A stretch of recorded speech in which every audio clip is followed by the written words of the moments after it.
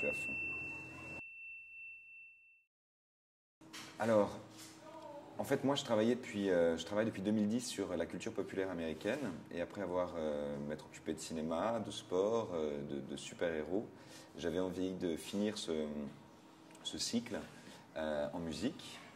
Et donc, je réfléchissais à un spectacle qui travaillerait sur le rock ou la pop américaine.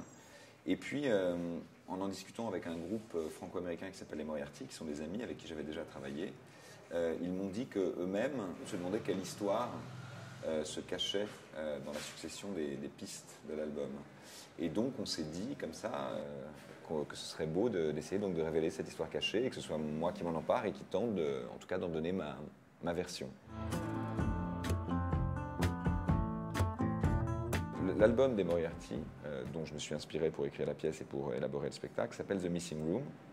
Et donc, voilà, assez naturellement, j'ai écrit ces 13 scènes et le titre est venu, voilà, ouais, naturellement. Memories from the Missing Room, c'est à la fois les échos et les souvenirs de l'album des Moriarty.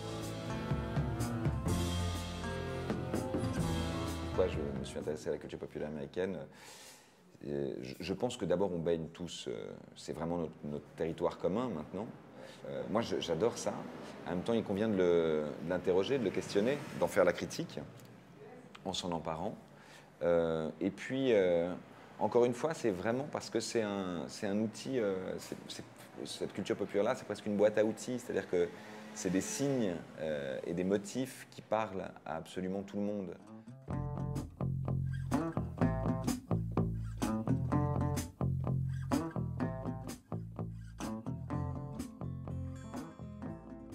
On travaille avec un dessinateur de BD qui dessine en direct, qui vient comme ça habiller les parois du décor de ses dessins, et de ses textures, parce que c'est pas à proprement parler de la bande dessinée, c'est plutôt un univers presque atmosphérique, quoi, ce qu'il nous propose.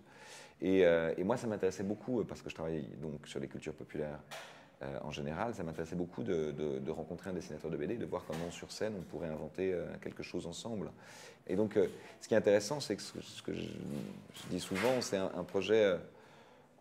Chacun des protagonistes, les Moriarty, Philippe Dupuis ou moi, on a tous donc des démarches singulières qui nous sont propres, qui ne sont pas forcément des démarches expérimentales pour chacun de nous, mais c'est la rencontre de nos trois univers qui, je crois, crée et propose aux spectateurs une expérience inédite.